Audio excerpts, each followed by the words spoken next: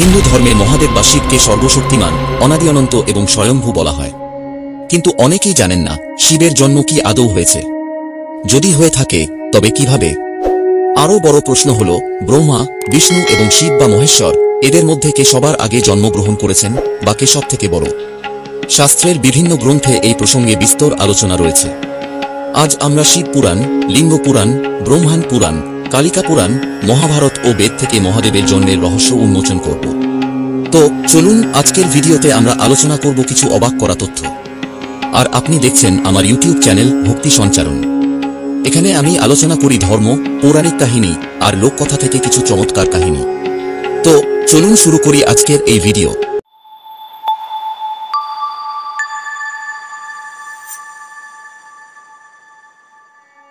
ব্রহ্মা ও বিষ্ণুর দ্বন্দ্ব ও মহাশক্তির প্রকাশ। পুরাকালে যখন এই মহাবিশ্বের সৃষ্টি হয়নি তখন শুধুই শূন্যতা ছিল। সময়, স্থান, দিক কিছুই ছিল না। আর সেই শূন্যতার মাঝেই বিরাজ করছিলেন এক অলৌকিক শক্তি, পরম ব্রহ্ম, যিনি স্বয়ং মহাদেব। কিন্তু একদিন এই মহাশূন্য থেকে সৃষ্টি হল ব্রহ্মা ও বিষ্ণু। এই দুই মহাদেবতার মাঝে শুরু হল এক দ্বন্দ্ব, কে প্রকৃত সৃষ্টিকর্তা। ব্রহ্মা বললেন, আমি এই বিশ্ব সৃষ্টি করেছি, তাই আমিই সর্বশ্রেষ্ঠ। বিষ্ণু বললেন, তুমি সৃষ্টি করেছ, কিন্তু আমি সেই সৃষ্টি রক্ষা করি, তাই আমিই সর্বশক্তিমান।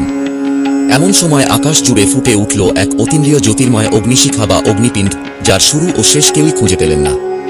ব্রহ্মা ও বিষ্ণু হতবাক। এত বিশাল আকার, যার শেষ নেই, এর রহস্য কি? এই জ্যোতির আসল উৎস খুঁজতে তারা সিদ্ধান্ত নিলেন, একে খুঁজে বের করতেই হবে। বিষ্ণু বরাহ বা শূকর রূপ ধারণ করে নিচের দিকে যেতে থাকলেন। তিনি অনন্তকাল ধরে খুঁজলেন, কিন্তু শেষ খুঁজে পেলেন না। অপরদিকে ব্রহ্মা হংস বা রাজহাঁস রূপে উপরের দিকে উড়ে গেলেন। তিনি কিছু দূর যাওয়ার পর একটি কেতকী ফুলকে জিজ্ঞেস করলেন, তুমি কোথা থেকে এলে? কেতকী ফুল বলল, আমি এই জ্যোতির শিখা থেকে পড়ে গেছি। ব্রহ্মা তখন এক চতুর পরিকল্পনা করলেন। তিনি কেতকী ফুলকে সাক্ষী রেখে মিথ্যা বললেন যে তিনি জ্যোতির শেষ দেখে এসেছেন। কিন্তু ঠিক তখনই সেই অদ্ভুত জ্যোতির ভেতর থেকে প্রবল এক বজ্রধ্বনির সঙ্গে আবির্ভূত হলেন স্বয়ং মহাদেব। মহাদেব তাঁর তৃতীয় নেত্র খুললেন, জ্বলন্ত অগ্নিশিখা ছড়িয়ে পড়ল চারদিকে। মহাদেব ক্রুদ্ধ কণ্ঠে বললেন, ব্রহ্মা, তুমি মিথ্যা বলেছ, এজন্য ভবিষ্যতে কেউ তোমার পূজা করবে না। কেতকী ফুলও মিথ্যা সাক্ষী দিয়েছিল, তাই মহাদেব তাকে নিষিদ্ধ করলেন, ভবিষ্যতে আমার পুজোতে তোমার স্থান হবে না। বিষ্ণু মহাদেবের চরণে মাথা রাখলেন, হে মহাদেব, আমি তোমার শরণাগত। মহাদেব মৃদু হেসে বললেন, বিষ্ণু, তুমি সত্যবাদী, আমি তোমাকে আশীর্বাদ দিলাম, তুমি পালনকর্তা হবে। ব্রহ্মা ও বিষ্ণু তখন স্বীকার করলেন, শিবই সর্বশ্রেষ্ঠ, তিনিই সর্বপ্রথম। শিব পুরাণ অনুযায়ী মহাদেব নিজেকে স্বয়ংভূ, নিজেই নিজেকে সৃষ্টি করেছেন বলে ঘোষণা করেন। তিনি বলেন, আমি অনাদি, আমি অনন্ত, আমি সৃষ্টি, আমি সংহার ও আমি পালনকর্তা, আমার কোনো জন্ম নেই। ব্রহ্মাণ্ড পুরাণ অনুযায়ী প্রথমে শূন্যতা ছিল, তখন একমাত্র মহাদেবেরই অস্তিত্ব ছিল। মহাদেব তখন এক বিশেষ শক্তিকে ধারণ করলেন, এই শক্তির নাম নারায়ণ। নারায়ণ বা বিষ্ণু তখন সৃষ্টি শক্তির ধারক হয়ে উঠলেন।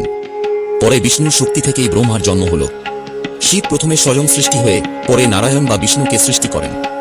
তারপর বিষ্ণু তাঁর শক্তি দ্বারা নাভি কমল থেকে ব্রহ্মাকে সৃষ্টি করেন, কিন্তু মহাদেবই সর্বপ্রথম। এ কারণেই বিষ্ণুকে বলা হয় শিবের হৃদয়, আর ব্রহ্মাকে বলা হয় শিবের মন।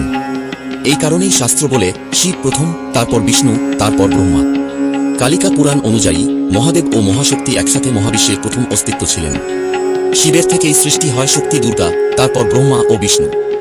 গীতা, মহাভারত থেকে কুরুক্ষেত্র যুদ্ধে শ্রীকৃষ্ণ অর্জুনকে বলেন, শিবই সর্বশক্তিমান, আমি বিষ্ণু তাঁর থেকেই উদ্ভূত হয়েছি। ব্রহ্মা সৃষ্টি করেন, বিষ্ণু পালন করেন, আর শিব সংহার করেন। কিন্তু এই তিন শক্তির মূল শিবই, কারণ তিনিই প্রথম নির্গুণ ব্রহ্ম। তাই শাস্ত্র অনুযায়ী শিবই সর্বপ্রথম, তারপর বিষ্ণু, তারপর ব্রহ্মা। শিব স্বয়ংভূ, তিনি নিজেই নিজেকে সৃষ্টি করেছেন। বিভিন্ন পুরাণ ও শাস্ত্র অনুযায়ী শিবই সর্বপ্রথম সৃষ্টি এবং সমস্ত সৃষ্টির মূল। ব্রহ্মা ও বিষ্ণুর মতো মহাদেব নিজেকে কখনো জন্মগ্রহণ করেছেন বলে দাবি করেন না, কারণ তিনি জন্ম মৃত্যুর ঊর্ধ্বে। এই কারণে শিবকেই মহাদেব বলা হয়। এটাই ছিল আজকের রহস্যময় কাহিনী। শিব মহাপুরাণের এই অজানা অধ্যায় আমাদের অনেক কিছু শেখায়। মহাদেবের শক্তি, তার ত্যাগ এবং শাশ্বত সত্য। আপনার কেমন লাগলো এই কাহিনী? মন্তব্যে জানাতে ভুলবেন না। এই কাহিনী যদি আপনাকে শিবের শক্তির অনুভূতি দেয়, তাহলে লাইক দিন, শেয়ার করুন এবং আমার এই চ্যানেল ভক্তি সঞ্চারণের সঙ্গে থাকুন। আর বলুন হর হর মহাদেব।